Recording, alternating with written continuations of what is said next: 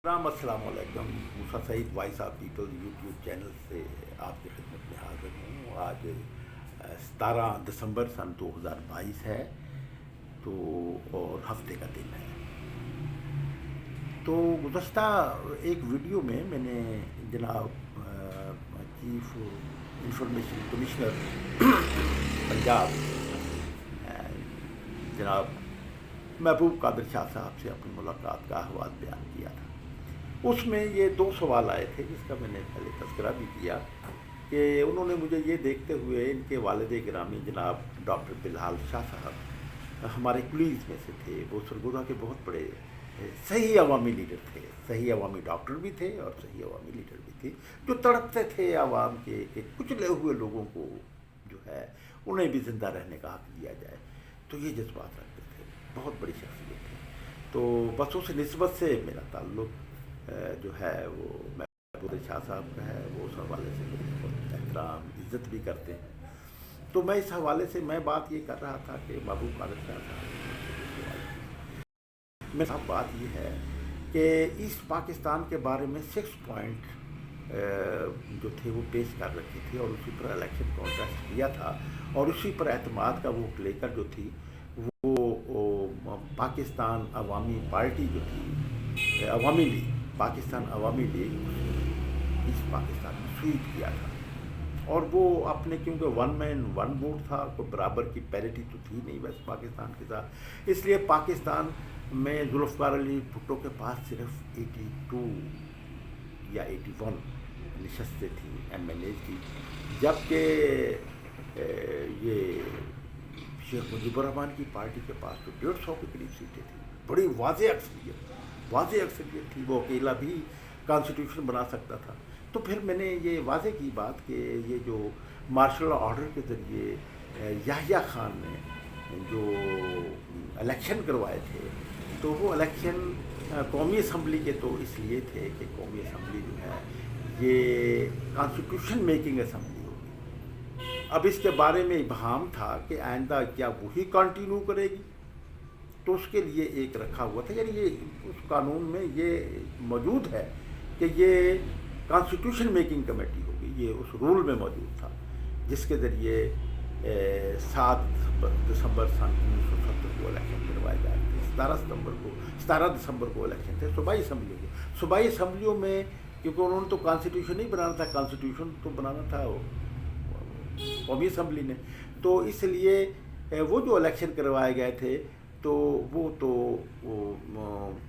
जीतने वाली सियासी पार्टियों को या उनके वो उसको उन्होंने ही हुकूमतें बनानी थी। लेकिन जो कौमी असम्बली थी उसके लिए ये एक गुंजाइश रखी थी जनरल आगा मोहम्मद याहिया खान ने कि मुझे प्रेसिडेंट कबूल करेंगे तो मैं ये इस असम्बली को कायम रखूँगा, और जब अगर वो मुझे सदर कबूल नहीं करेंगे तो यानी जो भी वज़ीर आज़म बनेगा उसकी पार्टी मुझे सदर, वो ऐसे ही जैसे ज़ियाउल हक ने अपने आप को सदर बनवाया था इलेक्शन, नॉन पार्टी इलेक्शन के हवाले से, वैसा ही वो ट्रिक वहाँ पर भी इस्तेमाल किया गया था। तो इस हवाले से ये एक ख़दशा मौजूद था कि अगर वो नहीं करेंगे तो मैं फिर ये कहूँगा कि ये तो मेकिंग असम्बली थी, कॉन्स्टिट्यूशन मेकिंग असम्बली, अब दोबारा इलेक्शन होंगे। तो ये इस तरह की बात थी। तो इस तरह की फ़ज़ा में अब पीपल्स पार्टी की टीम ने जुल्फ़िकार अली भुट्टो की क़यादत में कई मुज़ाकरात किए अवामी लीग से। तो ढाका जाकर मुज़ाकरात किए और कोशिश की कि हम जो कॉन्स्टिट्यूशन बनाएं उस पर बाहर इत्तफ़ाक़ कर लें और अंदर जाकर उसको मंजूर कर लिया जाए। तो इस पर शेख मुजीबुर रहमान एग्री नहीं हुए।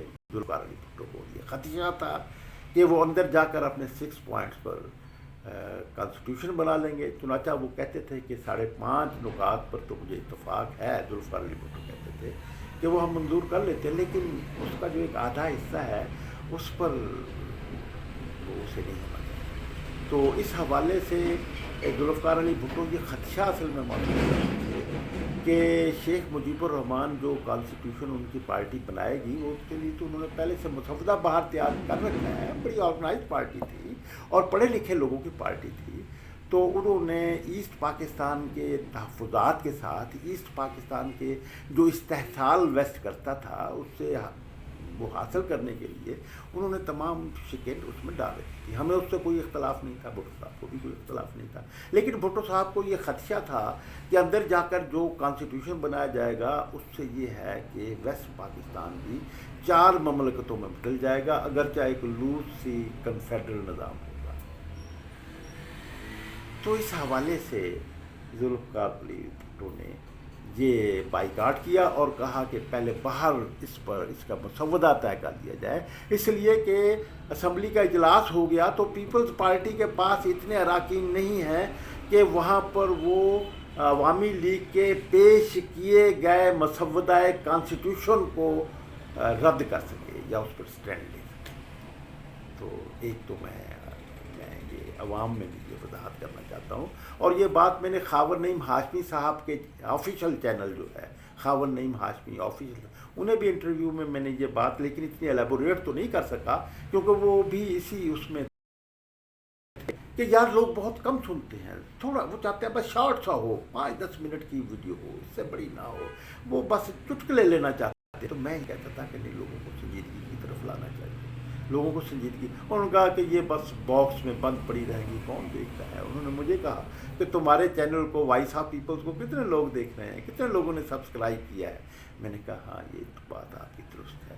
تو اس حوالے سے ناظرین کرام میں آپ سے بات کر رہا ہوں. اب سیکنڈ پوائنٹ جو تھا وہ ان کا محبوب قادر شاہ صاحب کا یہ تھا کہ اکنامکس کو ذوالفقار علی بھٹو نے ختم کر دیا. اس کے لیے میں نئے ویڈیو میں آپ کی خدمت میں اسے آپ کس سے سمجھ لیں یا نئی ویڈیو سمجھ لیں, اس میں اس کو ایلیبوریٹ کروں گا اپنے موقف کو. بہت شکر گزار ہوں آپ لوگوں کا کہ آپ نے میری باتوں کو سنا, اور میں سمجھتا ہوں کہ اس پر ڈیبیٹ بھی کریں گے, اور اگر چاہیں تو پھر اسے آپ زیادہ سے زیادہ دوستوں میں ڈیبیٹ کے لیے پیش کر دیجیے اپنے دوستوں کو, تاکہ ایک بات تو چلے نا یار, کچھ سنجیدگی کی بھی تو بات ہونی چاہیے.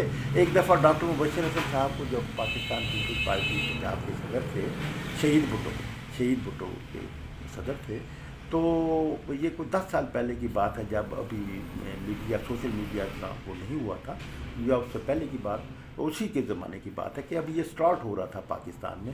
تو میں نے ان سے کہا تھا کہ سوشل میڈیا پر, کیونکہ ہمیں تو اخبارات ہمیں کوریج نہیں دیتے, میرے بیانات کو نہیں چھاپتے, چاہے میں member central committee Pakistan peoples party سے بھٹو کیوں نہ ہو, مجھے تو جنگ نہیں چھاپ, مجھے تو بہت چھوٹی سی اگر کبھی وہ لگا دی جائے تو وہ ایک چھوٹی لگا دیتے ہیں. اور دوسرا پریس بھی ہمیں نہیں, اس لیے کہ پریس تو ہم جو نظام کی تبدیلی چاہتے ہیں, پریس ان کے ساتھ تھوڑی ہوتا ہے. پریس تو ملکیت داروں کے پاس ہوتا ہے, بڑے طبقے کے کنٹرول میں ہوتا ہے, اور ان کی اپنی ضرورتیں ہوتی ہیں. تو ناظرین کرام میں آپ سے سیکنڈ اس میں اس کا آپ ضرور دیکھیے گا وہ بھی, اور اس سے میں یہی کہوں گا کہ اس حوالے سے سوشل میڈیا پر جو خیالات ہیں ان کو لوگوں تک پہنچایا جانا چاہیے.